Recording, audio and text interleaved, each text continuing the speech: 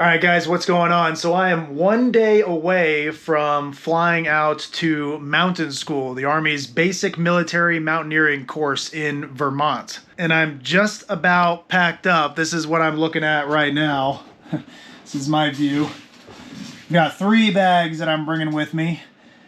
And I'll go a little bit more into that stuff. Hopefully that'll be helpful to you guys. I'll talk a little bit about what I'm bringing with me and why. It's nothing too fancy, but there's some things that I think would be useful to you.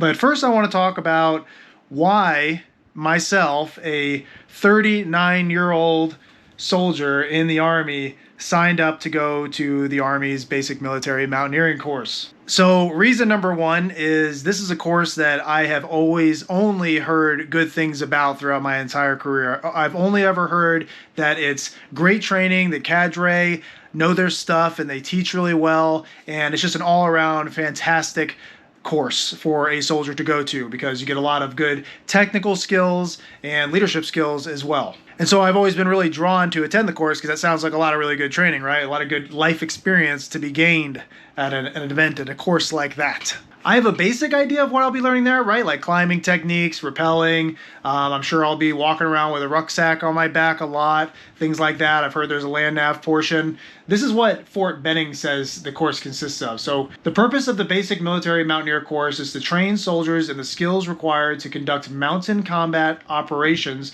during any climatic conditions and to award the SQI E, or Echo, upon graduation. The following are general subject areas taught during the course of instruction: mountain navigation skills, individual mountain skills, small unit mountain skills, and mountain medical skills, and summer-specific practical exercises. Yeah, so for somebody like me, and for I think any soldiers out there, those all sound like really good skills to learn, right? So why would I not want to go out there and do that? Now, I will be honest with you guys, this is probably my last HUA school that I will be attending in the Army, right? You know, we've been in the Army over 18 years now. It's not that I don't like doing these things. It's just there are some things that I've just sort of, I still like the challenge. Obviously, you know, I like to go out there and challenge myself physically and mentally. That will never change. But there are some things that I'm not looking forward to, like staying in barracks, being on lockdown. I don't really know how the instructors are going to be. I've heard that it's going to be, you know, more or less a very professional environment, which is great. That's what I'm hoping for. But, you know, I don't want to be put into a situation where I feel like I'm being belittled in any way just because I'm just sort of over that kind of stuff, you know what I'm saying? Not to say I anticipate anything like that. Those are just some of the feels that I'm feeling when it comes to Army HUA schools, all right? This is probably my last hurrah, so I'm really excited to give it. Now, I definitely plan on making a video after the course, whether I pass it or not, on giving tips and tricks for any of you that are going out there to do the mountain course themselves. But I figured it might be helpful just to show you guys what I'm doing to prepare in real time, and that way I don't forget anything. And I don't know, maybe you are getting ready for the course during the time when I'm in the course, and this information might still be useful to you. So I'll just give you a quick overview of how I'm packing. I'm ending up having to bring 3 bags, right? So I have a big suitcase right here, a duffel bag over there, and then a full rucksack, right? There is a basic packing list for the course that they provide you with the welcome letter. It's also on ATARS. If you go to ATARS, you can find it. But I'm also bringing some additional items. Now, I'm not bringing anything, you know, that might have to do with mountaineering or anything like that because I'm just not really I wouldn't classify myself as a mountaineering professional, okay? It's one of the reasons why I'm intrigued to go to this course. So I'm just not going to bring anything that I think would be useful because I assume that anything that I'm going to need, they're going to give to me if it is in regard to training. And that brings me to another point, right? So I have been told multiple times, even by the cadre out there, because I emailed and inquired about it, if you don't have certain items on your packing list, right? Like you just don't have it issued to you or for whatever reason you don't have it, they will provide it to you on site. So don't stress too much if you don't have all the packing items on the list. Just do your best to show up with everything that you can show up with. And so that's what I'm doing. I'm missing a few little items, but nothing huge. At least for the winter course, that's what I'm going in March. It's still a winter course. They require that you bring all the cold weather level 3 generation systems, 1 through 7, like every single piece of it. And I'm bringing extra polypros underneath, extra silkies, so that I have plenty to work with. And that brings me to another point, right? So this is a lockdown course. from what I understand, and you will be in barracks, and you don't have an opportunity to go to a shop or anything like that. So everything that you're going to need for the next 2 weeks of training, you have to bring with you on the flight for when you show up. So what I'm doing, and this is one of the reasons why I have 3 bags, is I'm bringing like 6 pairs of OCPs. I'm bringing enough tan t-shirts and pairs of socks to last me 14 days. And I'm bringing any supplements, all the toiletries I would need for 2 weeks. And that's pretty much it. Supplements, vitamins, those sorts of things that I would want to have with me for the next 2 weeks. Now, I'm bringing so many extra clothes for just in case the laundry is more of a hassle to deal with than I want to deal with in that moment. Does that make sense? Hopefully it does. If you've been to Army Hill Schools, you know what I'm talking about. Sometimes you just don't have the time or the extra drive or motivation to deal with laundry. So if you show up to these courses and you're able to show up with additional clothes that will just last you for the duration of the course, that's a good course of action to take. So that's what I'm going to try to do, just in case I never get the chance to use laundry. As far as boots go, I have my Vermont NFS boots over there, right? Favorite boots of all time, still are. And I'm bringing those with me, even though they're not really set up for like snowy or icy conditions.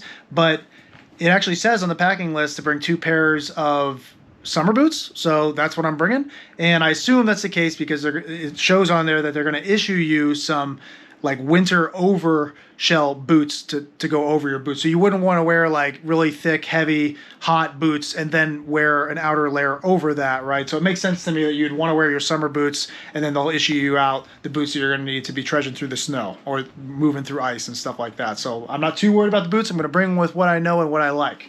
As far as hygiene goes and any like emergency supplies that I think I might need, I'm just bringing basic hygiene stuff that I would normally use, right? Deodorant, Head and Shoulders and mouthwash and even some hydrating cream, right? Because it's probably going to be cold. My skin's probably going to crack. So I am bringing that kind of stuff. Now, some extra things that I'm bringing that I think are a good idea to bring are these little blister pads that I've used before for long ruck marches. So if we're out there rucking a lot and for some reason, I do get a blister or a hot spot, I can use these in a pinch, right? And just keep moving on with training, no big deal.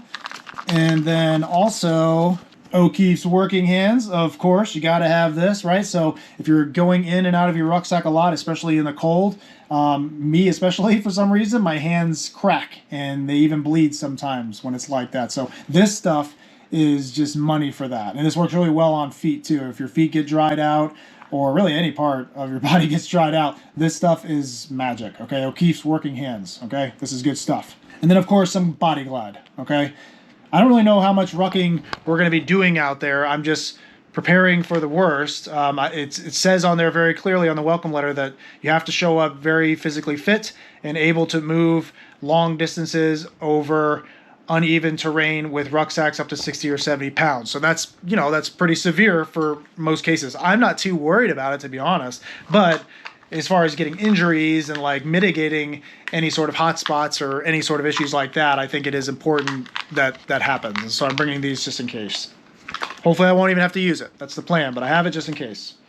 Another thing that I'll show you, I've shown these before, but these are good underwear for, I don't like the free ball. I don't know why people do that, especially if I'm out there rucking in OCPs, right? Because, the way the stitching is, it just kind of bothers your legs and you can get hot spots there. So I usually wear underwear like these.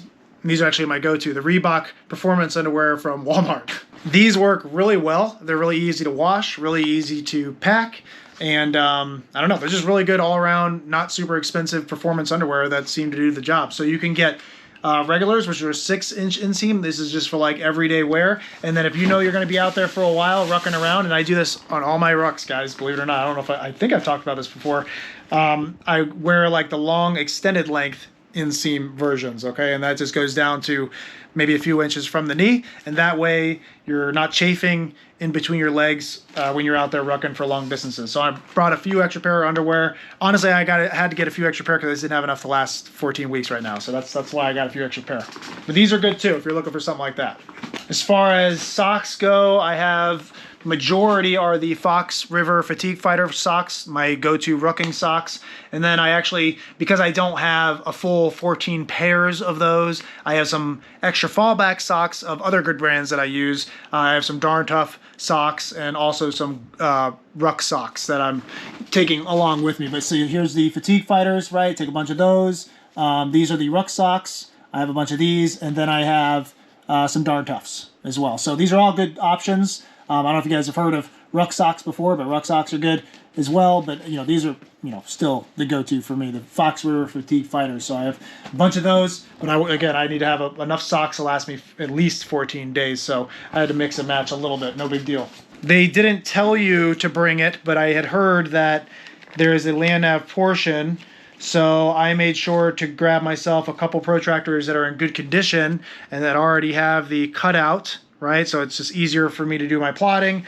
And then I'm also going to bring some pens that are permanent sharp pens, okay?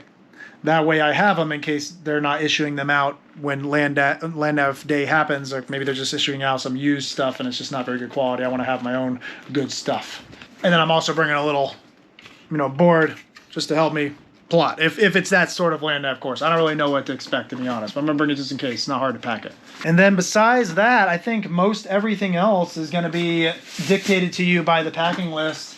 Those are just some key items that I thought would be good to share with you guys in case you find yourself in the position of packing for mountain school and you just need something to spin the wheels, some ideas, some things not to forget about. Those are some extra items that I'm going to bring to help me out. Now, how have I actually been getting ready for mountain school? How have I been training and conditioning my body to make sure that I'm good for rucking up mountains? Now, to be completely honest with you guys, I am already in pretty good rucking shape, and I think you guys know that already. So I haven't really been too worried about that. But what I have been doing, recently I've actually been training very heavily for a full Ironman that's actually happening in like a month and a half from now. So a lot of my time with training has been going to running, biking, and swimming, right? Not so much rucking. I did do a fan dance where I went out there and rucked in the Brecon Beacons in Wales, and that was good. So that kept me conditioned for rucking. And then I also thrown in a few ruck marches with the rucksack that I'm going to wear for school with some additional weight. And I replaced some of the running sessions that I had on the calendar for my Ironman train up. And that's how I've really just been making sure that I'm maintaining my rucking conditioning. So biggest things was really just making sure that the rucksack was set up comfortably in the way that I want it to be set up, because I want it to be good to go when I show up, right? And just make sure that the footwear, the socks, my feet are all good to go before I show up, and everything else should take care of itself. As long as you're a soldier that's in pretty decent condition and you pass like the ACFT with no problem, you can pass a 12-mile ruck with no problem, I think, and I haven't been to the course yet, but I think it shouldn't be too big of an issue, right? Obviously I'll be able to report that back to you once I complete the course, hopefully complete the course, right? So I'll be able to give you guys more insight once I actually go through it, but I'm not too worried about the physical aspects. What I do have anxiety about is the technical testing, right? Because I do hear people fail from this course. I've heard anywhere between like a 60 to 80% pass rate. So 60 is not that great. So when I hear that, I'm like, dang, dude, that's a lot of failures. You know what I mean? Now you're talking about like the same thing as Air Assault and Pathfinder dropout rates. And I didn't know Mountain Warfare was like that. So when I hear things like that, I'm like, okay, now I'm a little nervous. So I have been practicing my knots.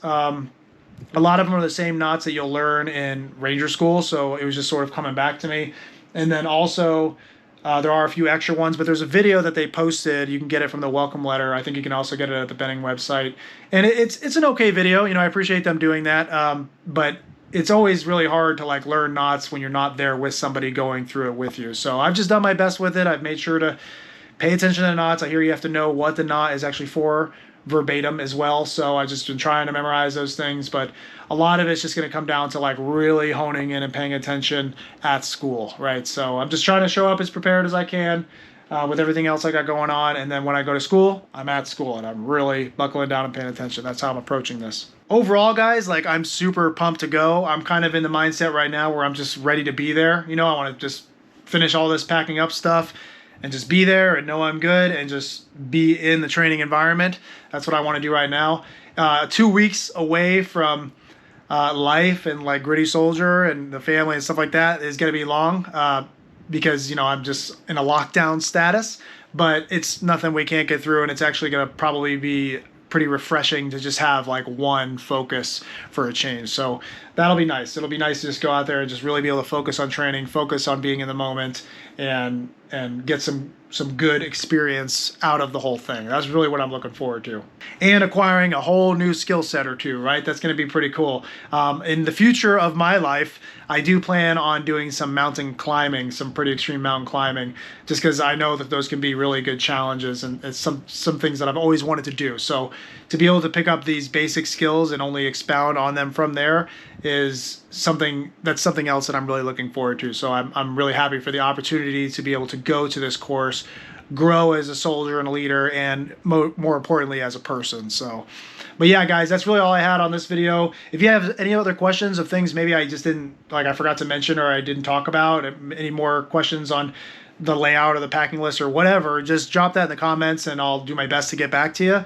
And you guys can look forward to a after the school video as well. Hopefully it'll be on good terms. Besides that, I'm gonna go ahead and finish packing these bad boys up, so don't forget to like and subscribe, and I will see you on the next one.